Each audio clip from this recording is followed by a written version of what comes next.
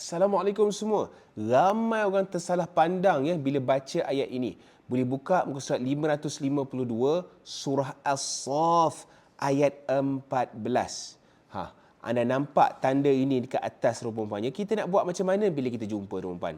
Okey, dekat sini kita kena baca panjang dengan 2 harakat. Jadi, macam mana cara kita nak bacanya? A'udzubillahi minasyaitonirrajim. Bismillahirrahmanirrahim. Lil hawariyina man ansari. Okey. So ingat lil hawariyina. Riyi 2 harakat. Jangan dibaca riyina. Jangan pula kita abaikan yang tanda itu teman-teman. Kita kena baca dengan panjang 2 harakat. Anda belajar story ini, klik komen Allahu Akbar dan follow saya.